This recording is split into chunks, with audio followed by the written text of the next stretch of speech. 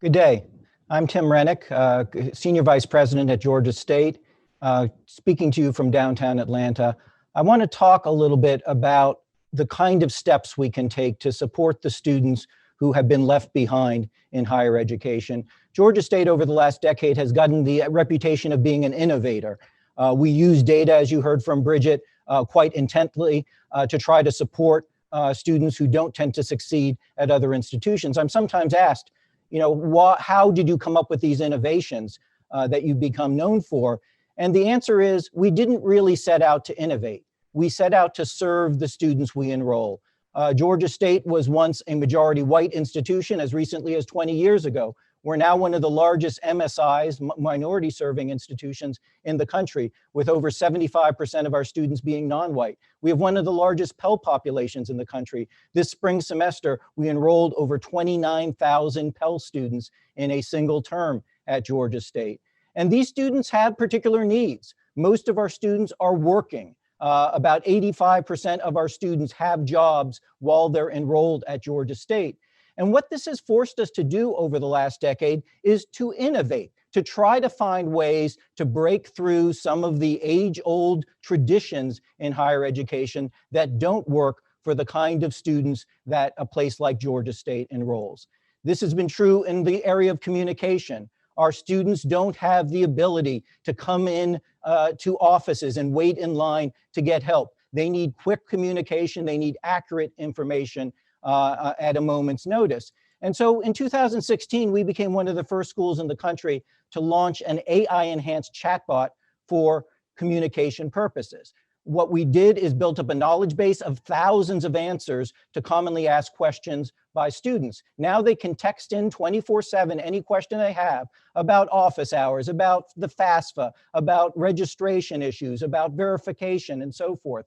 And the AI will locate the right answer and deliver it immediately to the students. When we launched this platform in 2016, within the first 3 months, we had over 180,000 questions answered for our student body. Average response time was about 6 seconds. And what we heard from the students is that they were asking the chatbot questions they wouldn't have asked a human being, not only because they would have had trouble locating the expert to answer the question, but in many cases they were embarrassed. If you can't get the FAFSA signed by your biological father because you haven't seen him for the last 2 years, that is not the kind of thing you want to raise with some stranger in an office. And the students told us they liked the chatbot because it was non-judgmental. Since we've launched this chatbot, it's had profound impacts upon student progression at Georgia State. We've dropped summer melt by 37%. We've increased FAFSA completion by a large amount. And as we pivoted to COVID this spring, the chatbot proved indispensable. You heard the circumstances from UCLA about the challenge of trying to get to students who were being asked to move off campus. Well, with our student body, we knew it was unrealistic even for a single day to ask our students to move off campus. We had to find out quickly which students could go home and which students needed to stay with us. So we used the chatbot. We also used a traditional mechanism of communication with students that all of our campuses use, emails.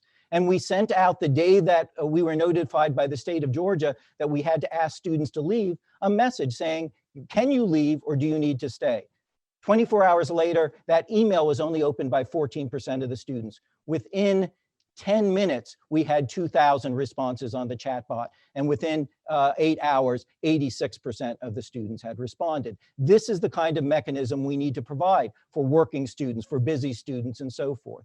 The same is true in the area of financial aid.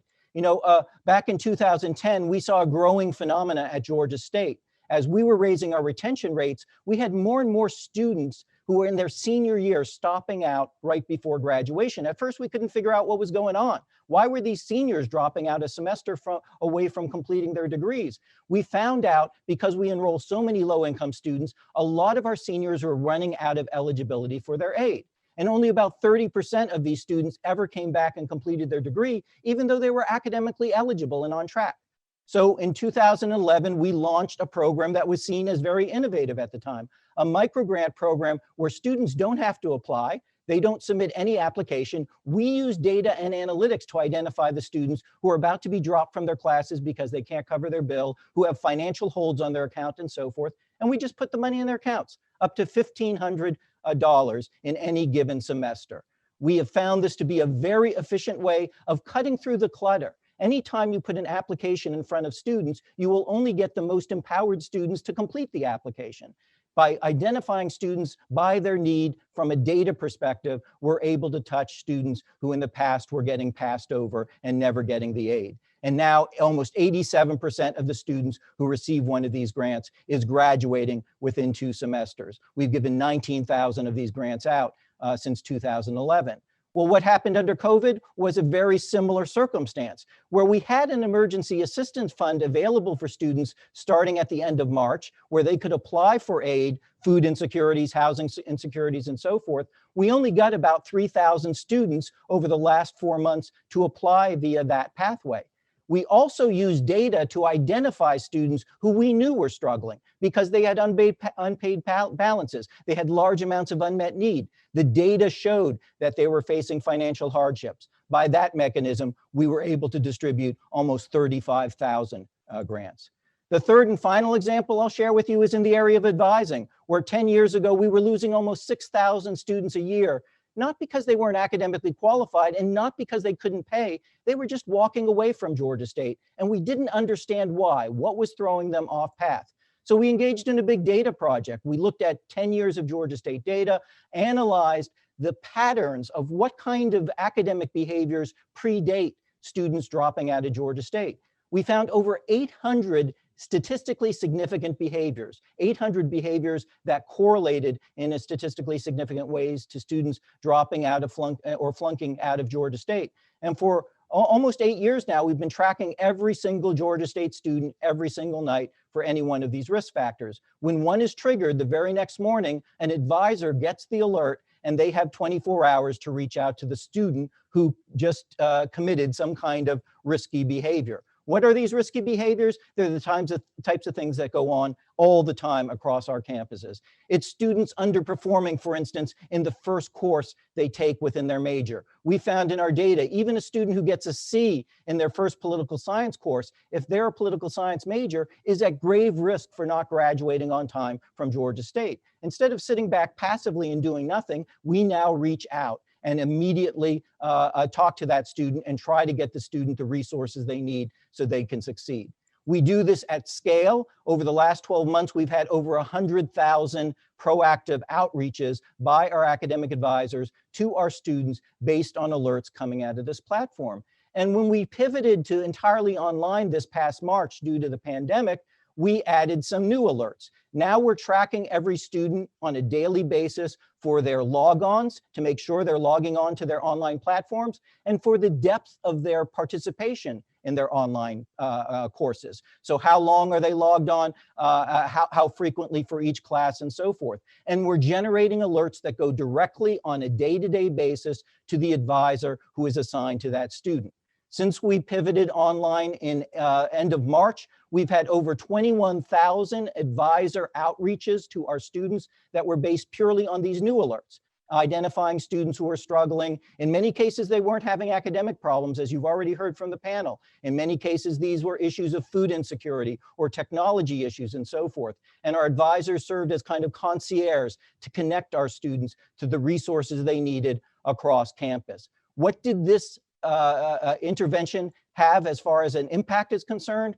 Well, by the last week of spring classes, we had over 98% of our undergraduates logging on to their online classes, probably much better than the participation we would have gotten face-to-face classes in previous spring terms. And when we rolled grades for spring, GPAs were up, failure rates in our classes were down. You know, this kind of systematic data-based approach is what we need to do to serve the students who struggle, the students who don't come from families that have gone to college before, but they're also the kind of strategies we need amid a pandemic. And when you look at the overall effects of, you know, our spring efforts, not only did we see an uptick in GPA, we also saw an uptick in the degrees conferred, and Georgia State conferred a record number of degrees this past spring semester. In closing, let me make a note about an issue that was talked about by some of the panelists a few minutes ago. You know, I'm sitting here in downtown Atlanta this afternoon. I'm literally about 3 blocks away from Ebenezer Baptist Church, where the funeral for Representative John Lewis is currently going on. You know, John Lewis stood for many things. You know, he was a hero, he was an icon, he was a civil rights leader. He was also at heart an educator. He loved Georgia State. In fact, last August at this time, he was our convocation speaker for our incoming freshmen, an assignment I'm embarrassed to say we asked him to do multiple times, and he never turned us down. But you know, what we have the opportunity to do across higher education is transformation. It is transformation of the type that John Lewis taught about, preached about, spoke about so very often. You know, Georgia State, as I mentioned, was a majority white institution as recently as 20 years ago. What I didn't mention is that when John Lewis was doing his groundbreaking civil rights work alongside the Reverend Martin Luther King, Georgia State was a segregated institution. You know, the segregated institution that 20 years ago had graduation rates for African-American students that was 22%, has, because of these technologies, because of the use of data, because of the systematic support for our students, more than tripled the graduation rate for our African-American males and almost tripled it for our African-American students overall. We are now, as you heard, not having no equity gaps. We've had 5 years in a row where our Latinx, our Pell, and our African-American students are graduating at or above the rate of the student body overall. And for 6 years in a row, Georgia State has been the higher ed institution in the United States that has conferred the most bachelor's degrees to African-American students. And when we talk about the legacy of John Lewis, of the Reverend Martin Luther King and so forth, isn't that what it's all about? This segregated institution, when John Lewis was in his youth, is now graduating more African-American students than any other institution in the country. We can make a difference. It's not a mystery of how to do so. We need to put our heads together and offer systematic database support for the students who have put their trust in us. Thank you very much for the work you do.